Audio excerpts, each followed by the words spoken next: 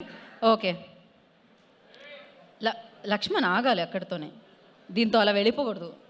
ఇలా దూకుదాం అనుకుంటున్నావా ఎన్టీఆర్ గారి ఇంట్రడక్షన్ లాగా? దీంతో ట్రై ఏమన్నా చేస్తావా? దాని మీదకి దాంతో ఏమైనా ట్రై చేద్దాం అనుకుంటున్నావు లేదా? మరి ఎందుకు అది మైక్? ఇదొక యాటిట్యూడ్ ఇక్కడ, మామూలుగా లేదుగా అసలు. చూయింగ్ గమ్ నవ్వులతో. ఇది దేవరా సినిమాలో నాకు దొరికింది. థియేటర్ స్క్రీన్లోంచి పడిపోయింది, స్క్రీన్లోంచి బయటకు పడిపోయింది. ఓకే ఓకే క్షమించేసా. కలిసింది, నన్ను కలిసింది. ఎక్కడ కలిసిందని అడగొద్దు, చూపించుకోలేని ప్లేస్లో కలిసింది. ఇది కలిసింది కదా చెప్పా. నన్నంటే ఎవరు అనుకున్నావు? రామ్నగర్ బండిలో కూడా చేశా, నీకు తెలుసా అంటే లేదు చూడలేదు అన్నది. చెప్పు ఇప్పుడు చెప్పు, మాట్లాడవేంటే ఇందాకంతా మాట్లాడావు కదా, కలిసావు కదా, మాట్లాడు. మాట్లాడు గో. చెప్తున్నా, రామ్నగర్ బండి October 4th రిలీజ్ అవుతుంది, అందులో నేనున్నా.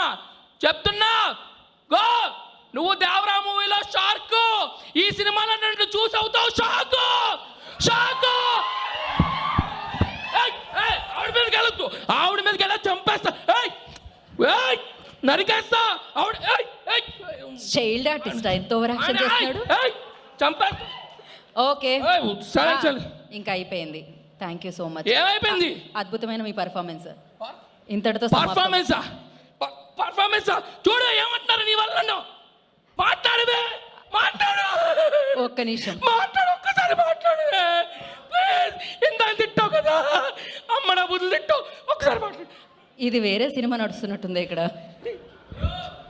బ్రో దేవరానాలా బ్రో, టాబ్లెట్ వేసుకొని రావాలి కదా bro. Okay thank you so much. But ఈ మైక్ అంత పాడైపోయిందంట అరవడం వల్ల. వెళ్ళేటప్పుడు వాళ్ళు బిల్ వేస్తారు, అది పే చేసి వెళ్ళండి వెళ్ళేటప్పుడు. ఓకే, మీరు మీ చేప జాగ్రత్త. Okay thank you so much. Thank you. Yeah, so మరి ఇప్పుడు ఆలస్యం చేయకుండా సలీం ఫేకు గారిని మాట్లాడాల్సిందిగా కోరుకుంటున్నాను. ఆయన పర్ఫార్మెన్స్ తర్వాత ఈయన